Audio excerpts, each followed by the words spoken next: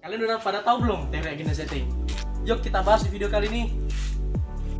Oke, sebelumnya saya Muhammad Mirza, NRM 01022314. Saya berasal dari Polbangtan Medan, jurusan perkebunan dengan prodi penyuluhan perkebunan presisi. Oke. Nah, jadi sebelum kita masuk ke contoh berita atau kasusnya itu, sini saya akan menjelaskan dulu apa itu teori agenda setting. Nah, jadi teori agenda setting ini itu dia di dalam ilmu komunikasi itu mempelajari bagaimana media massa itu mempengaruhi halayak isu-isu yang dianggap penting. Nah, di sini saya akan mengangkat tema komoditi tanaman tebu nih.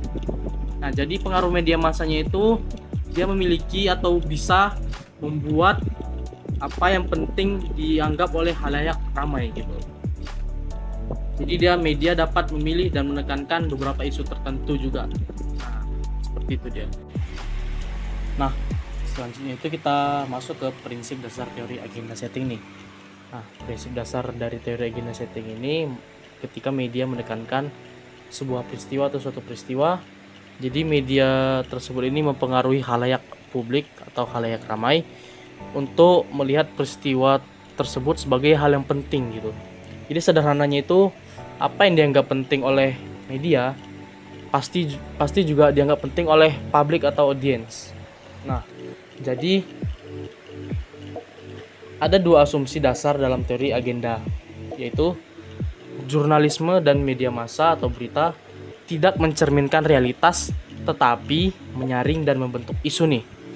Dan yang kedua, media massa menawarkan banyak topik dan lebih menekankan pada topik tertentu yang pada gilirannya memungkinkan audiens atau khalayak ramai untuk menentukan topik mana nih yang lebih penting daripada yang lainnya. Agenda setting. Nah, jadi teori agenda setting ini sering banget dikritik di kalangan peneliti media. Jadi peneliti media ini berpendapat bahwa media tidak selalu memiliki pengaruh yang kuat terhadap agenda masyarakat. Jadi kekuatan medianya itu tergantung pada faktor-faktor seperti kredibilitas berita atau media pada isu-isu tertentu pada saat tertentu. Nah, hal ini juga sesuai dengan pernyataan sebelumnya bahwa ada dua agenda yang menentukan apakah media mempengaruhi publik atau tidak. Nah, yaitu agendanya agenda media dan agenda publik itu sendiri, teman-teman.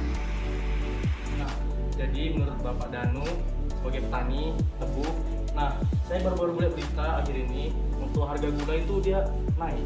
Nah, jadi untuk pendapat dari Bapak Danu apa itu? Saya juga memperhatikan sih dan baru melihat juga tentang berita tersebut. Di sini setelah saya memperhatikan itu pastinya kita sebagai petani merasa cukup dirugikan Pak ya. Betul hal itu, dan kita juga harus lebih memperhatikan bagaimana cara-cara untuk bagaimana harga tebu gula ini tadi bisa stabil. Nah, saya juga setuju dengan pendapat Bapak Danu nih. Selanjutnya ini kita sebagai petani tebu nih Pak, apakah Bapak setuju bahwa media sosial ini memainkan peran kita sebagai petani tebu, memainkan peran agenda kita ini Pak? Ya, kalau itu saya setuju sih. Kenapa saya setuju? Karena media sosial seperti sekarang ini banyak mempengaruhi praktek-praktek dunia pertanian Pak, perkebunan juga dapat saya bilang begitu. Karena setiap media sosial yang kita tonton itu pasti akan mempengaruhi praktik, pendapat dan juga opini kita Pak. Nah, selanjutnya nih Pak, apa pendapat Bapak Danu tentang bagaimana cara kita mengontrol apa yang kita lihat dan baca di media sosial nih Pak? Kalau itu sih ya, tentang media sosial kembali nih ya, kita sebagai halayak publik, apalagi kita sebagai petani, pastinya kita harus pandai memilih dan juga memilah untuk menggunakan media sosial. Kita harus bisa mengandalkan atau kita bisa mencari apa yang harus bisa diandalkan, apa yang dapat kita andalkan. Nah, di sini kita harus bisa memfiltrasi, kita juga harus bisa membatasi waktu untuk menggunakan media sosial itu. Saya setuju banget dengan pendapat Bapak Danu ini. Pada berita tersebut itu harga gula dinaikkan menjadi 4.000. Nah, alasan dibalik harga tebu tersebut naik itu sedang menjelang panen bulan ini.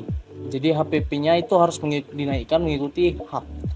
HAP-nya itu ya harus naik walaupun sementara gitu, tapi kan memang harus ngikut gitu. Nah, seperti itu dia. Nah, dapat kita ketahui bahwa kejadian dari kasus tadi itu merupakan kasus agenda setting. Nah, jadi kasus ini tuh ya mempengaruhi media. Apakah komunikasi tersebut mempengaruhi?